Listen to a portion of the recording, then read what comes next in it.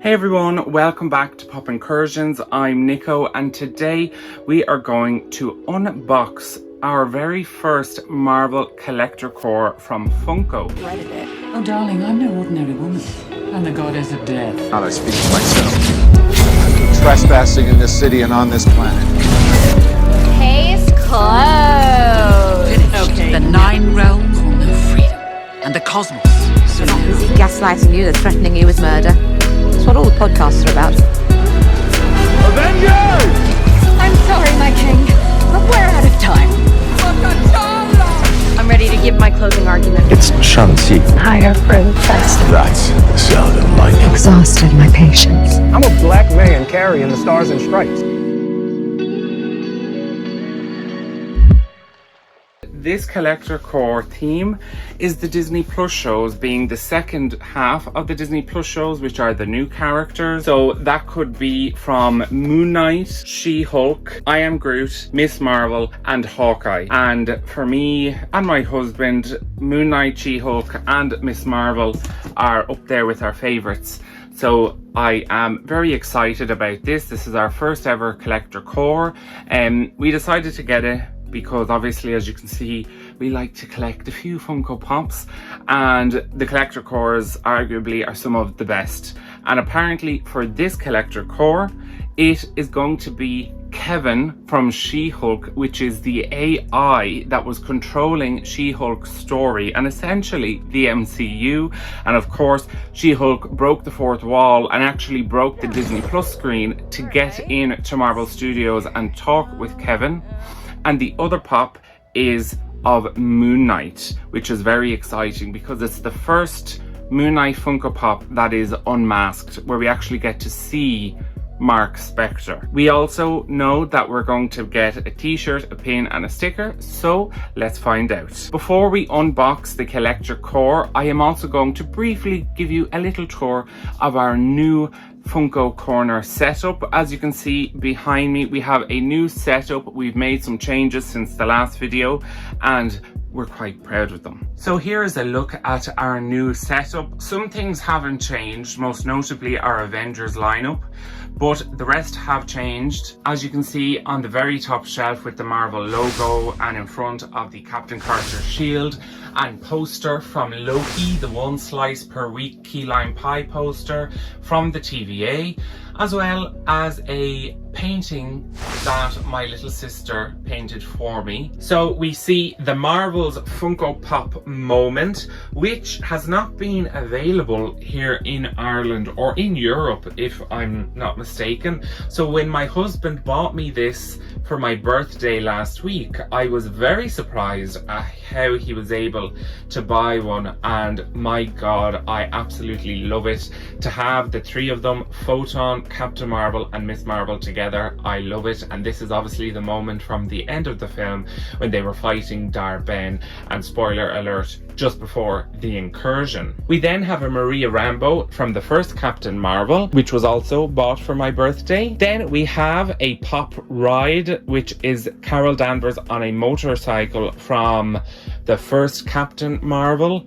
Again, this was bought by my husband for my birthday. Also, you might be able to spot a few little Easter eggs lying around. I won't call them all out, so let me know in the comments below if you can find them all, or even just a few. Then we have Riri Williams from Black Panther Wakanda Forever, and this is her Mark 1 suit, which we obviously saw when Shuri and Okoye went to find Riri in MIT in Massachusetts. I know there's mixed reception over the upcoming Ironheart series. I am a very excited fan for Ironheart, the series. I really enjoyed Riri's character, and I'm loving that, you know, we're getting to see a different kind of take on an Iron Man inspired suit and a different story that isn't so prosperous and privileged as Tony Stark's journey with Iron Man. Then we can see on the Marvel logo is another pop ride from Wakanda Forever, Shuri on the Sunbird. And I have to say, I loved the Sunbird's design from Wakanda Forever, and both having her and Aneka in it, and I was very happy, to say the least, when I got this pop ride last year. Then we have Namor, the Submariner, or Kukul Khan, on an orca. When I saw this pop ride for the very first time, I was like, I have to get it. I love orcas, and it's just so cool. And I really, really loved that in the film when they would be riding on the backs of whales, as Okoye has said in Wakanda Forever. And I definitely hope that as we see more of Namor in the MCU, we might see different pop rides with him on different animals, or seeing other people from Talokan like Namora or Atuma in a pop ride. Then we have Aneka in her Midnight Angel armor, and another series I'm very excited for is the Midnight Angels series, and I really, really hope that this year Kevin Feige will announce that series. And I know that there has been talk of them reducing the number of Disney Plus projects and focusing on their strongest franchises, but Black Panther is one of their strongest franchises. You know, the first film did over $1 billion at the box office and did really, really well around the world. And even the second one, of course, with the unfortunate passing of Chadwick Boseman and having T'Challa's death somewhat a part of the film, it almost made $1 billion. It was at 800 and something million at the box office, so they only needed 200 million more to go and they would have crossed that 1 billion. So especially for post Endgame, it's a very strong franchise. Also, being someone who is gay and in a same-sex marriage, I really, really love and appreciate the portrayal of Ayo and Aneka's relationship in Wakanda Forever, and I hope we get to see more in Midnight Angels and Black Panther 3. We then have another pop moment, which is Dead Strange versus the Scarlet Witch. As I've said, I love Multiverse of Madness as a film. I really hope we get more films like that. I kind of would assume that Deadpool will be similar in the sense where we will be traveling the multiverse, seeing variants. Doctor Strange and the Scarlet Witch, is there any better fight off? I mean, really, she plays the villain so well, and for the most part, Marvel does female villains extremely well. You can also see beside the Marvel logo and just in between Namor on the orca and Riri Williams is a Goliath Marvel Legends figure, and this is my first and only Marvel Legends figure. My husband bought it for me as Valentine's present. Goliath was one of my favorite characters from What If Season 2, and when I saw the Marvel Legends, I don't have any other, so it was the first time that I had contemplated buying one, and I have to say I love it, and that will be something you can expect on the channel, although I won't be buying as many Marvel Legends as I do Funko Pops in terms of frequency, but they will be showcased here on the channel.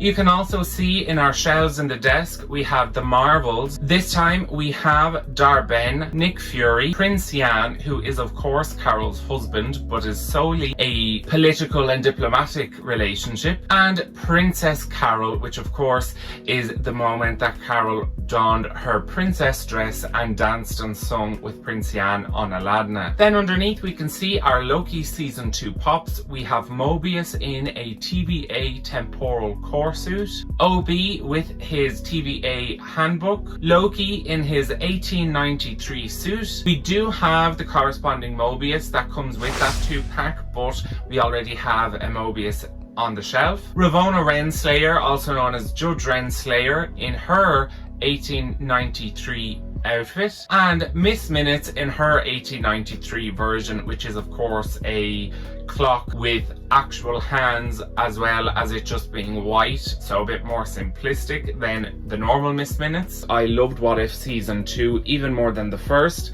and I am very impatiently waiting for an announcement of What If Season 2 Funko Pops, which we still haven't heard anything about. It's been over 2 months and we're now going into March. So I really, really hope that they're on the way and they will be announced soon. We can see Frost Giant Loki. We have the Hydra Stomper. Captain Carter in her original outfit, that being more 1940s vibe than the stealth suit that they also released for Season 1. And last but not least, we can see Queen General Ramonda. And I really, really hope that we get to see Angela Bassett play this variant of Ramonda in Secret Wars. Then you can see our general pop setup in boxes. This is generally our background when we're unboxing pop related Funko Pops and products. Now let's have a look at our Avengers lineup. So if you have been following the channel, you know that the Avengers lineup follows a theme or a concept.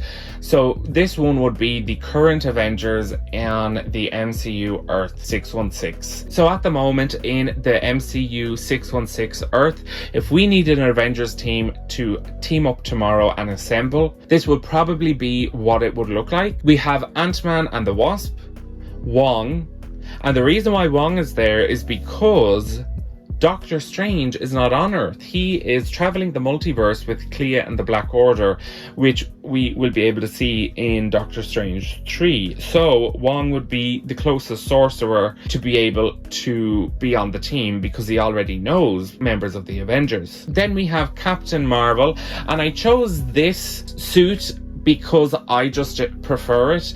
I know some people didn't love the new suit in the Marvels as she got towards the second half of the film on Aladna. I like it, but I just prefer the suit she was wearing in the first half more. So that's why I've selected this version of Captain Marvel. Then we have Sam Wilson's Captain America. I am so excited for that film in February, and truth be told, I'm more excited for that than Deadpool and Wolverine. I'm still excited, but there's just something about this Captain America film, what we've allegedly heard about it. I'm really excited, and it's going to be possibly one of the first times that we're getting a clear understanding of the Avengers situation in the MCU post-Endgame. Then we have Shuri as the Black Panther, Shang-Chi and She-Hulk. You might notice that towards Sam's left is the new characters that have entered the MCU post-Endgame that are going to be on the Avengers team. And I particularly loved all three projects, She-Hulk, Shang-Chi and Black Panther Wakanda Forever.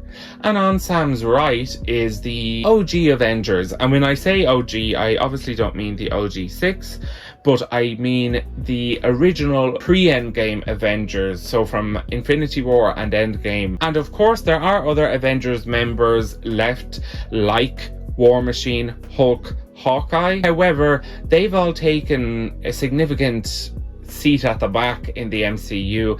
You know, you don't know whether Marvel is done with them or they just don't know what to do with them. We've heard talk about a possible World War Hulk, and now Mark Ruffalo is saying no. I hope that's not true because I'd like to see a World War Hulk. But this is probably the closest core team. Behind them you will see an Avengers comic cover with Captain Marvel, but the OG Captain Marvel, not the male OG but the female OG, which was actually Monica Rambeau. So I definitely had to get this once the Marvels was coming out.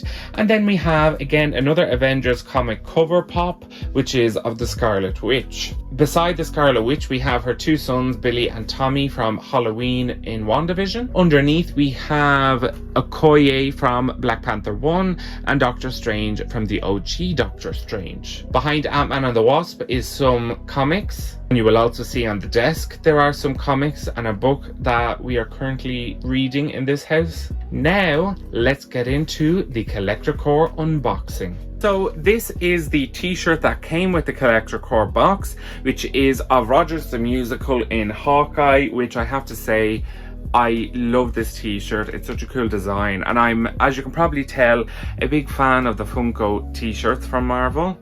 Now let's open the rest of the box. So here is our very first Marvel Collector Core box from Funko, and it's a Disney Plus one, which I'm very excited about. There is the I Am Groot pin that came with it. The coming soon for the next theme, which is Spider-Man Blue. The Avengercon sticker, which I was super happy to get because obviously Avengercon isn't a thing at the moment. So cool to be able to get something from that. So the Funko Pops that came are K.E.V.I.N and Moon Knight. So let's get them out of their packaging. A quick look at the side and we'll get them out of the box. So from She-Hulk we have K.E.V.I.N, the AI who was controlling the storylines and effectively Jen's life in She-Hulk. And here is the K.E.V.I.N Funko Pop out of the box. I have to say, I'm really digging it, and I had hoped for maybe a Luke Jacobson, another version of She-Hulk or Pug, but I'm actually quite liking this. I suppose every other series collection kind of gets their villain, so should She-Hulk. We can see K.E.V.I.N written at the top, which stands for Knowledge Enhanced Visual Interconnectivity Nexus. We can also see the 3 lenses, kind of like eyes, and the cap that's supposed to represent Kevin Feige, who always wears a baseball cap. And we see the 2 arms. Then from the side you can see the 2 kind of film reels, which I suppose is that really applicable to modern day, but it kind of goes with the theme. From behind, not really much there, more kind of just technological signs and features. And then we have the Moon Knight one, which my husband, who is a huge Moon Knight fan, but I am as well, was so excited to get an unmasked Moon Knight, because so far we've only gotten a masked Moon Knight and Mr. Knight. So very excited, and it already looks really, really cool. Now the unmasked Moon Knight Funko Pop, and if I'm not mistaken, this is the moment he's resurrected by the looks of it, because he's kind of chest out, head looking down, but he's holding one of the crescent moons, so maybe not. Honestly, my favorite Moon Knight pop.